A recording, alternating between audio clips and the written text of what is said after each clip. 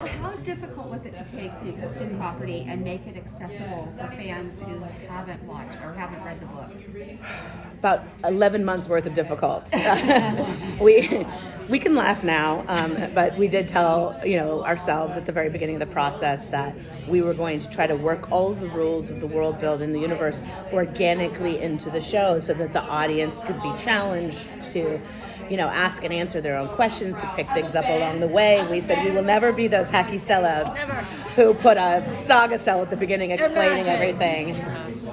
We have a saga cell now. We do, and it's like really helpful, and it's really great. good. That's the answer. Fully. What was in the books that you had to make sure that the absolutely captured? Like, was there a certain relationship that you had to nail? Anything in particular that you knew you had to get in there to satisfy everybody? Yeah, I mean, like, when I read the books, obviously I was deeply moved by the power of the friendship between Rose and Lissa. And I was deeply, deeply moved, in other ways, by the power of the intense attraction and love story of Rose and Dimitri. So those, for me, were the two things that were most important to make sure we got right. If I felt like I fail Rose and Dimitri, if I personally fail Rose and Lissa, I should not have done this. I will write a very deep apology letter to Rochelle, the novelist, because I just wasn't going to mess that up. So I feel like I did it. But Christian you as well. Well, Lissa and Christian too, really, because it's three love stories. One is like the best friend story of women friendship, young women finding their way through life, and they're so different, and that's what makes it even more wonderful. They're so challenged, everything that happens. But I also think, Christian and Lissa is such a different relationship. I actually think that's one of the things that makes me love Dimitri and Rose so much too, because we have such different love stories being told, and we also have additional love stories in the series that were not in the books. Yeah, we loved creating new couplings that weren't in the books. There was no queer representation in the books at all. So we definitely had a good time, deciding which of our characters would be in that community and what their love stories would be. So there's a lot of fun there too. Are you ready to take on another franchise with a lot of ships?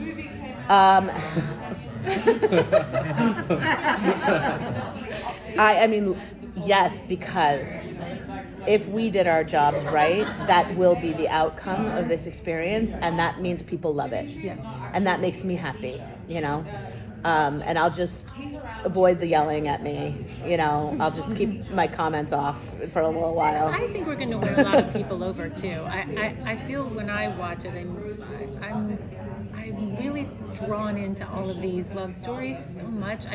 Even if somebody doesn't love it, they're going to be like, no, I get it. They're going to have to just be honest with themselves, because it's really working.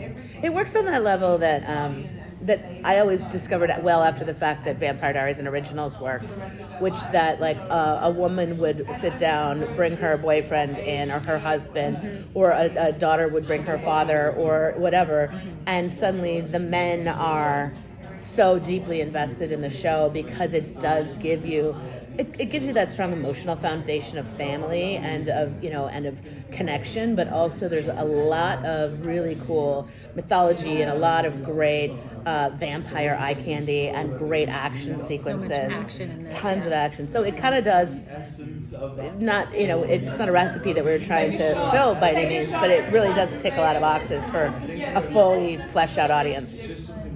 You changed the character backstory for Sonia Clark. Was there a reason why, and what we can kind of expect from her going into the season for diehard fans who know kind of where to go? Yeah. All I can say on the matter, without being a little spoilery, is that when we went back and reread the first book, we realized that so much cool story had already happened.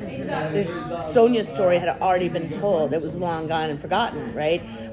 The story of Lissa's family, of Andre, her brother, had already been told.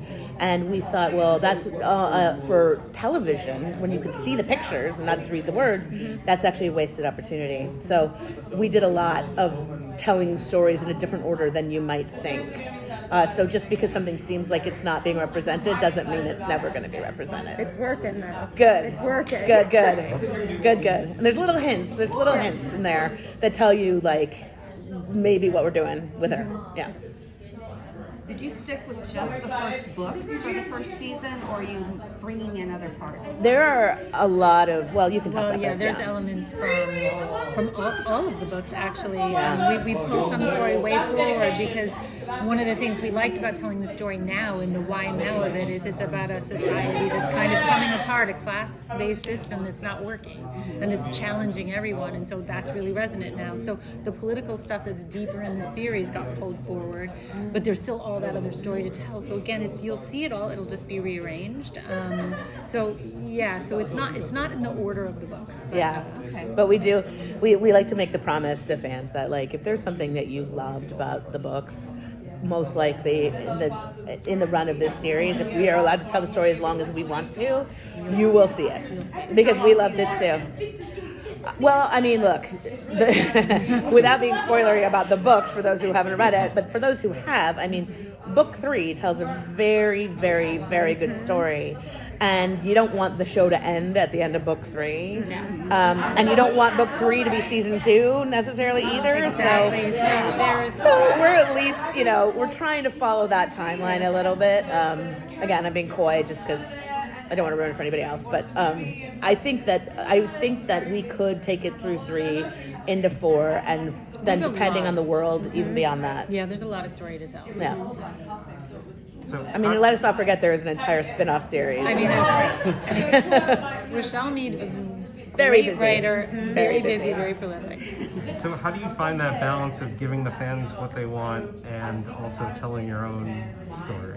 It's because we are fans of the material, so we're giving ourselves what we want. We're making decisions for ourselves about what maybe doesn't feel right. I mean, little things like in the books, Rose is not at the age of consent, right? So as hot and smoky and steamy as her little illicit affair with Dimitri was in 2007 or 8, it doesn't really feel like that anybody needs to see that. I mean, we've seen that time and again in television. It wasn't really interesting to us to tell that story, so we made changes there. There's a lot of sort of like episodic kind of gossip girl frolicking and fun that would like drive the plot of the first 2 books almost entirely. We reduce those down to scenes or moments, parties, as opposed to driving the whole story of a season. And then so as in doing that, we made up a lot of new story or pulled a lot of new story forward. So we're following our own instinct as storytellers who have all these great story cards on the wall, as though a writer's room sat and broke story for a year and a half. So we have an embarrassment of riches of good ideas, and now it's just about the math of the storytelling math of where they're all supposed to lay out. Can you talk about shooting the show in Spain, and why Spain? Well, when Julie, actually, she read the books before reading Vampire Diaries, and we were on vacation together back in the day during Kyle XY. And I ended up reading the books too. And when Julie got them and wanted to do them, one of the things she had was a ton of locations that had been sent to her because she knew she wanted to do it in Europe. And I was like, great, that's the perfect place. But then where? And out of these tons and tons of pictures that came, I was like, there's one town in Spain, Elite, what is it? And she was like, that's the one I like. And we both had the same idea about it, the same vision. And as you would say, it's like a castle, and next to it is a burger joint. Yeah. So you have, and we got lucky too when we went to scout. Not an actual burger joint, by the way, but a bar, a great dive bar with a really good chicken sandwich. More than that. And some very nice fish as well.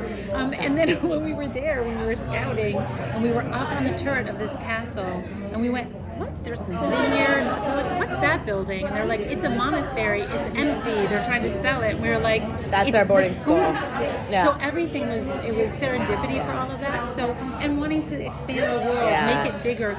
It was and really, combine the worlds too. Because in the books, they're Pennsylvania and Montana. They're split from each other. And here we could the pressure could come way higher on when you're living in it was a really fishbowl. important just for story reasons, that it wasn't just a school set at a show set at a boarding school, because I just did that on Legacies.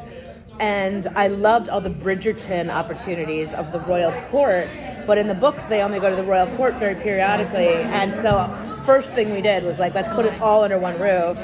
And that's why we went to Europe, because once we decided that a boarding school and a castle and the entire royal court of this dominion needed to be all together, we realized, well, you can't find that in Montana, And so we went surfing. We went surfing in the UK, Edinburgh.